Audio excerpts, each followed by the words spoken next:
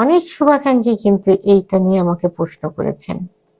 তো তার মধ্যে একজন আমাকে কমেন্টস করছেন, ম্যাম প্লিজ দয়া করে একটু বলবেন যে কি খেলে লিঙ্গটা একদম ভালোভাবে শক্ত হবে। ম্যাম প্লিজ এটা নিয়ে একটি ভিডিও বানান প্লিজ ম্যাম। দেশের এবং প্রবাসের ভাই বোনদের প্রতি সালাম। আসসালামু আলাইকুম। আমি প্রভাষক ডাক্তার রিক্তা পারভিন, হোমিওপ্যাথি এবং আয়ুর্বেদিক চিকিৎসক। আজকে খুব গুরুত্বপূর্ণ একটা বিষয় নিয়ে আলোচনা করব। যে কমেন্টসটা কিছুদিন হলো খুব বেশি আসছে, খুবই বেশি, শুধু ফোনের মাধ্যমে না, অনেকে সরাসরি চেম্বারে এসেও বলে, অর্থাৎ বিষয়টি নিয়ে বারবার আমাকে রিকোয়েস্ট করছেন একটা ভিডিও তৈরি করার জন্য। এটা শুধু একজন শুভাকাঙ্ক্ষী করেননি, অনেক কমেন্টস, অনেক চিকিৎসার জন্য ফোন এবং সরাসরি চেম্বারে এসেও তাদের মুখে তাদের ভাষা একটাই, কিভাবে লিঙ্গ শক্ত করব। বিষয়টা এমন মনে হয় যে লিঙ্গটা ইচ্ছা করে হয়তো নরম হয়ে গেছে, অথবা কেউ নরম করে দিছে যে সেটা এখন শক্ত করে দিতে হবে। আসলে বিষয়টা অনেকেরই জানা থাকে না, অনেকেরই।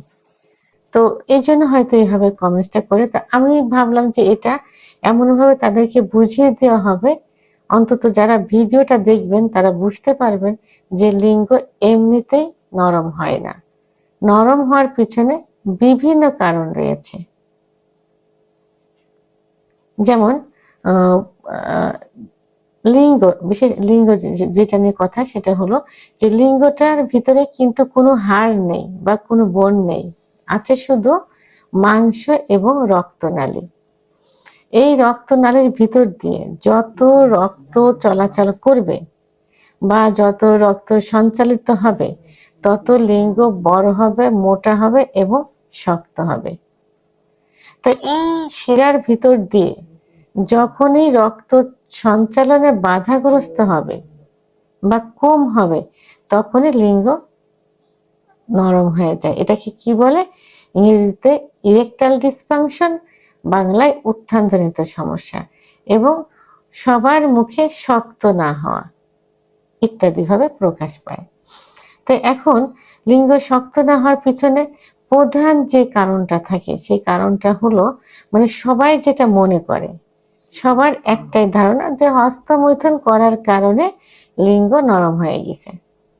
এটা আসলে যুক্তিসঙ্গত, কারণ হস্তমৈথুন করার কারণে এবং এই হস্তমৈথুনটা যখন দীর্ঘদিন করা হয় এবং যখন নেশায় পরিণত হয়ে যায়, তখন লিঙ্গের মধ্যে যে শিরাগুলো থাকে, এই শিরাগুলো প্রসারিত থাকে না, আস্তে আস্তে সংকুচিত হয়ে যায় বা চিকন হয়ে যায়। এবং বিছানায় ঘর্ষণ দিয়ে বীর্যপাত করলে লিঙ্গের গোড়ায় যে অসংখ্য শিরা থাকে, শিরাগুলো অনেক সময় লুজ হয়ে যায়, অনেক সময় চিড়ে যায়। আবার সমকামিতা করলে, অতিরিক্ত স্বপ্নদোষ হলে, অতিরিক্ত যৌন মিলন হলে এই শিরাগুলো সংকুচিত হয়ে যায়, তখন রক্ত চলাচলে বাধাগ্রস্ত হয়, যে কারণে লিঙ্গ শক্ত থাকে না, অর্থাৎ নরম হয়ে যায়, অর্থাৎ উত্থানজনিত সমস্যায় পরিণত হয়। এবং এটা লোকের কথা এবং সবারই এইগুলো জানা, কিন্তু এর বাইরেও সমস্যা রয়েছে। সে সমস্যাগুলো হলো সাইকোলজিক্যাল যে সমস্যা, মানসিক কিছু সমস্যা থাকে, একটা ভ্রান্ত একটা ধারণা নিয়ে থাকে, এই ধারণা থেকে বেরিয়ে আসতে হবে। এই সাইকোলজিক্যাল প্রবলেমের কারণেও কিন্তু উত্থানজনিত সমস্যা হয়। এবং অনেকে যে স্ট্রোক করে বেডে থাকে, অনেকে স্ট্রোক সেরে যায়। তো এই স্ট্রোকের কারণে বা কোমরে যদি কোনো সমস্যা থাকে, তাহলেও কিন্তু লিঙ্গ শক্ত হয় না বা উত্থানজনিত সমস্যায় পরিণত হয়, অর্থাৎ ইরেকটাইল ডিসফাংশন। তা আমি বারবার শক্ত না হওয়া বলছি এই কারণেই যে সবার মুখের ভাষা একটাই, সে শক্ত কেন হয় না। আবার অনেকের সময় দেখা যায় যে নিউরোলজিক্যাল কিছু প্রবলেম থাকে, সেই কারণেও কিন্তু উত্থানজনিত সমস্যা হয়ে যায়। আবার আন্ডারস্ট্যান্ডিং এর অভাব থাকে, অর্থাৎ স্বামী স্ত্রী পার্টনারের মাঝে অনেক সময় ভালোবাসার সম্পর্কটা খুব কমে যায়, আন্ডারস্ট্যান্ডিং সঠিকভাবে হয় না। ভালোবাসার বহিঃপ্রকাশ কিন্তু যৌন মিলন। সেই ভালোবাসাটা যখন ক্ষীণ হয়ে যায় এবং মজবুত থাকে না, তখন কিন্তু যৌন মিলনে সুখ আসে না, ইচ্ছা হয় না। ইচ্ছা যদি না হয় তাহলে উত্থান কি করে হবে? তাহলে মিস আন্ডারস্ট্যান্ডিংও কিন্তু শক্ত না হওয়ার পিছনে বা উত্থানজনিত সমস্যার প্রধান আরেকটা কারণ।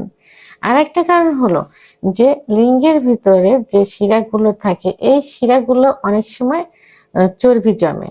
চর্বি জমার কারণে ব্লাড সার্কুলেশন বাধাগ্রস্ত হয়, তখন উত্থানজনিত সমস্যা হয়। আরেকটা হলো যে পর্যাপ্ত পরিমাণে স্নায়ু উত্তেজনা যদি না হয়, পর্যাপ্ত পরিমাণে স্নায়বিক উত্তেজনা যদি না আসে, ইচ্ছা যদি না হয়, তাহলে লিঙ্গ শক্ত হবে কি করে? কোনো রকম ইচ্ছা হলে তো আর প্রবল আকারে শক্ত হবে না। তাহলে স্নায়বিক উত্তেজনা জন্য চিকিৎসার প্রয়োজন। তো এখন যে কারণগুলো বললাম, এই কারণগুলোর জন্য কি করতে হবে? অবশ্যই একজন অভিজ্ঞ সম্পন্ন ডাক্তারের শরণাপন্ন হতে হবে। ডাক্তার কিছু পরীক্ষা নিরীক্ষা দিবেন, পরীক্ষা নিরীক্ষার মাধ্যমে সঠিক রোগ নির্ণয় করতে হবে যে কেন এটা শক্ত হচ্ছে না, উত্থানজনিত সমস্যা কেন হচ্ছে, নির্ণয় করে ওষুধ নির্বাচন করলে ইনশাল্লাহ সেটা ঠিক হয়ে যাবে। অনেকে